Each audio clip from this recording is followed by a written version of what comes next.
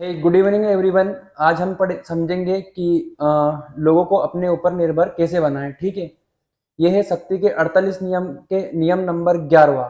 इसमें लिखा गया है कि आप पर जितना ज्यादा भरोसा किया जाएगा आप उतने ही स्वतंत्रता होगी, मतलब आपके पास उतनी ही स्वतंत्रता होगी।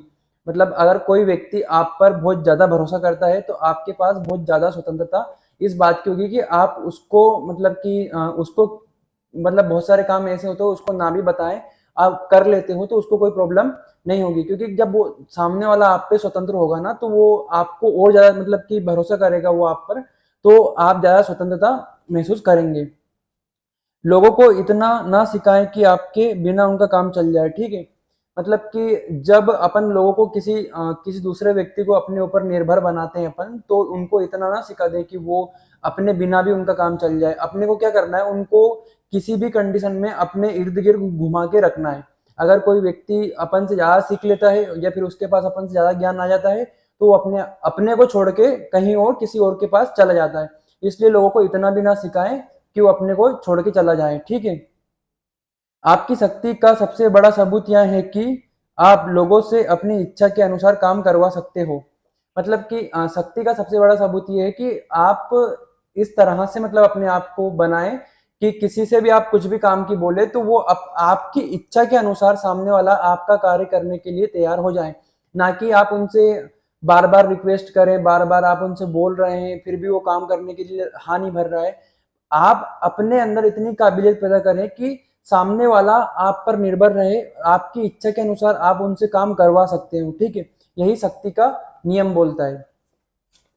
आप सिंहासन के पीछे बैठे राजा के उस सेवक की तरह होते हैं जो दरअसल राजा को नियंत्रित करता है। ठीक है, जब अपन किसी व्यक्ति से अपने खुद के लिए काम करवा लेते हैं तो अपन उस तरह होते हैं कि जो राजा होता है, मतलब राजा होता है उसको क्या है कि कोई ना कोई समझाने वाला मंत्रीगण होते हैं, उनमें समझाने वाला होता है पर एक मंत्री ऐसा होता है कि सबसे ज्यादा भरोसा राजा उस पर करता है। तो वो क्या करता है कि बहुत सारे फैसले मंत्री खुद ऐसा लेते हैं कि वो राजा को बताता है कि राजा साहब ये वाला काम आप कीजिए, तो मंत्री वो करता है। तो आप उस मंत्री की तरह होते हो कि जो सामने वाले से आपने किसी से कुछ बोल दिया और वो काम आपका हो गया। अगर आप खुद को अनिवार्य नहीं बना पाते तो पहला मौका मिलते ही आपको बाहर निकाल दिया जाएगा। अगर मान लीजिए आप काबिल नहीं है, किसी भी फील्ड में आप काबिल नहीं है, आप में योग्यता नहीं है, तो सबसे पहला मौका मिलते से आपको निकाल दिया जाएगा वहां से। आपसे अच्छे इंसान को वहां पे हायर कर लिया जाएगा जो ज्यादा काबिल हो, जो जिसमें ज्यादा कार्य कुशलता हो। आपसे मतलब इस चीज के लिए नहीं बोला जाता कि आप सभी कार्यों में निपुण हो। आप कुछ एक काम ऐसा करें जिसमें आपके मतलब आपके जैसा कोई वहां पर बिल्कुल भी उपलब्ध ना हो, या फिर आपके जैसा मिल पाना वहां पे कठिन हो।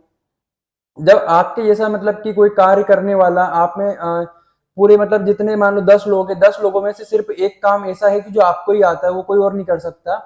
और अगर वो कोई और वहां पे आएगा बंदा आपकी जगह, कोई इंसान वहां पे लाया जाता है उस कंपनी में या फिर उस जगह पे, तो जो आपका राजा है या फिर जो आपका बॉस है उसको इतनी ज्यादा मालिक है, उसको इतनी ज्यादा मतलब कि समय की बर्बादी और पैसों की बर्बादी करनी होगी। तो और जिसके बाद में जब आपकी जगह पे कोई लाया जाएगा तो मतलब आप वहां पे इस तरह से स्थापित हो जाएंगे कि आपको निकालना वहां से लगभग लगभग असंभव हो जाएगा। क्यों? क्योंकि आपके जितना समझदार और आपकी जितनी कार्य कुशलता वाला इंसान वहां पे कोई होगा ही नहीं, क्योंकि आप में एक ऐसी काबिलियत है कि जो कि उन 9 लोगों में नहीं है। बाकी बाहर मिल सकती है तो पर उनको ढूंढने में और उसको समय देने में जो आपका मालिक है बॉस है उसको बहुत समय और पैसों की बर्बादी होगी, इसलिए वो आपको नहीं निकालेगा। इसलिए आप वहां पे अपनी जगह सेव करके रखते हैं। ठीक है, उनसे सबसे महत्वपूर्ण है कि किसी ऐसे योग्यता का रचनात्मक प्रतिभा का होना जिसकी कोई विकल्प ही ना हो। ठीक है, जो मैंने अभी आपको समझाया कि जैसा आप में जो काबिलियत है वो किसी और में हो ही ना, तो जो योग्यता आप में रहेगी वो किसी और में नहीं रहेगी, तो आपको वहां से निकाला नहीं जाएगा। ठीक है, इसके बाद में प्रेम के बजाय लोगों में डर उत्पन्न करें। डर को तो आप नियंत्रित कर सकते हैं लेकिन प्रेम को आप कभी भी नियंत्रित नहीं कर सकते। जब अपन किसी से प्रेम करते हैं या फिर मतलब कि इसमें ऐसा बताया गया है कि अपन प्रेम को नियंत्रित नहीं कर सकते, डर को अपन नियंत्रित कर सकते हैं। जब अपन से सामने वाला कोई डरता है ना तो वो अपने आप ही कंट्रोल में रहने लगता है। जैसे छोटा बच्चा है तो क्या है कि वो मम्मी से कम डरता है क्योंकि वो मम्मी ज्यादा प्रेम करती है उससे, पापा भी प्रेम करते हैं पर पापा से वो डरता है। क्यों? क्योंकि पापा हो सकता है कि उसको दो चार लगा दें। इसका मतलब ये है कि जो डर है ना वो बहुत जरूरी होता है, क्योंकि कहीं ना कहीं आप अपनी प्रतिष्ठा और जो सामने वाले की निर्भरता है वो आप पर बनी रहती है। मतलब इसमें फिर बताया गया है कि जो अपनी प्यास बुझा लेता है वहां तत्काल कुएं की तरफ पीट कर लेता है। इसमें जो लास्ट में विशेषज्ञ की जो राय दी हुई है उसमें यह राय है कि जो प्यास बुझा लेता है वो कुएं की तरफ पीट कर लेता है। मतलब आपसे जैसे ही मतलब निकलेगा सामने वाले का और आपकी तरफ वो पीट करके निकल जाएगा, आपसे उसका फिर कोई मतलब नहीं रहेगा। या फिर आप ऐसा समझ लीजिए उसको कि जब आपको जरूरत है किसी, जैसे कि आपको किसी नौकरी की जरूरत है तो आप वहां तक कर रहे हैं, अच्छे से सबके साथ रह रहे हैं, आपने सबको अच्छे से रखा, सबके साथ आप बहुत अच्छे से काम कर रहे हैं। जब आपको लगा कि नहीं मेरी कहीं और पे जॉब लग गई है, उससे बेटर जॉब है मेरी वहां पे, तो आप वहां से निकल जाएंगे, आप उनकी तरफ पीठ कर लेंगे, आपको उससे कोई मतलब नहीं होगा। शक्ति के 12वें नियम में क्या बताया गया है कि इसमें बताया गया है कि शिकार को निरस्त करने के लिए थोड़ी सी ईमानदारी और उदारता का इस्तेमाल करें। एक सच्चा और ईमानदार कदम बेईमानी के दर्जनों कदम को ढक लेगा। मतलब इसमें समझाया गया है कि जो अपन है, मतलब कि कोई ऐसा काम करे, जैसे मान लो मैं आपको समझा रहा हूं, पर जैसे ही मैं आपको समझाने लगूं और आप एक भरोसा कर ले मेरे ऊपर कि ये इंसान अच्छे से समझाता है, अच्छे से समझाता है, इस आपको मतलब मेरे द्वारा समझाई हुई चीजें आपको अगर समझ में आती है तो आपको एक भरोसा हो जाएगा कि अच्छे से समझा रहा है। और जैसे ही मान लीजिए मैं आगे की वीडियो में किस तरह समझाऊंगा या अच्छे से नहीं समझाऊंगा, फिर वो आपको क्या है कि वो जो आपकी पहली छवि आपके दिमाग में बैठी है कि ये वाला इंसान ईमानदार है, ये अपनी कार्य और अपनी कुशलता के अनुसार अपने को सब कुछ चीजें बताता है, पर ये वाली चीजें अभी आपके दिमाग में बैठ जाएंगी। और जिसके बाद में अगर मान लो मैं आपको 48वें नियम तक मान लो आपको मैं गलत बता दिया मैंने कुछ, तो आपको वो भी भरोसा हो जाएगा कि नहीं ये वाला इंसान सही बोल रहा है। तो इस तरह से आपको लोगों के मन में अपनी ईमानदारी जगा के रखना है ताकि आप पे लोग भरोसा करें। धोखा देने का मूल मंत्र है ध्यान भटकाना। मान लीजिए अगर आप किसी को धोखा देना चाहते हैं और किसी को कुछ ऐसी चीजें बताना चाहते हैं कि जो आपको तो पता हो पर सामने वाले को वहां से भटकाना चाहते हैं आप, तो आपको सबसे पहले क्या करना है कि सामने वाले से जो इंसान है उनको राह भटका दीजिए। जैसे अपन मान लो कि जैसे अपन पढ़ाई करते थे बचपन में, तो होता क्या था कि अपन जो है वो कोशिश करते थे कि जो अपना दोस्त है वो क्या कि मतलब अपन पढ़ रहे हैं और उससे बोल दिया कि हम पढ़ाई नहीं कर रहे हैं भाई, पढ़ाई पढ़ते नहीं बन रही। या फिर ऐसा टाइम में जब दोस्त पढ़ाई कर रहा होता है तो अपन उसके पास चले जाते हैं, वहां पे मजाक मस्ती करने लगते हैं और जिसके बाद में अपन पढ़ने के लिए बैठ जाते हैं। तो कि अपने को आगे निकलना है तो अपने को किसी न किसी को वहां से ध्यान भटकाना होगा।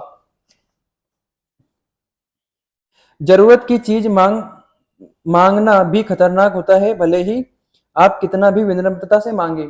मतलब किसी से अपन अपनी जरूरत की चीज मांगते हैं तो वो भी एक खतरनाक सिद्ध होता है अपने लिए, क्योंकि अपन कितनी ही सामने वाले से विनम्रता रख ले पर वो सामने वाला उसका कुछ नहीं करेगा, वो बोल दे। अगर सामने वाला अनकंफर्टेबल फील करता है अपनी चीजों को लेकर तो वो मतलब कि अपने को मतलब कि अपने को किसी चीज को देने से विरोध करेगा या फिर अपने प्रति द्वेष उसके मन में भावना उत्पन्न हो सकती है। मतलब देने से पहले अपन मान लो किसी इंसान से अपन कुछ विनम्रता से अगर मांग भी रहे हैं तो उससे पहले अपने को देना चाहिए, देना आना चाहिए। किसी को भी अपन खुद किसी को कुछ दे दें तो सामने वाला मतलब जो गिफ्ट होते हैं वो किसी को भी बुरे नहीं लगते।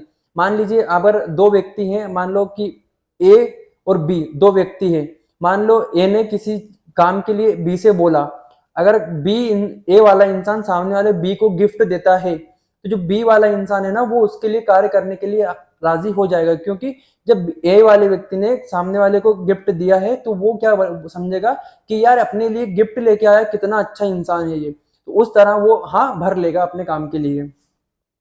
लेने से पहले देना सीखे, क्योंकि ये आपके लिए बहुत जरूरी होता है जब अपन किसी काम को करवाना चाहते हैं।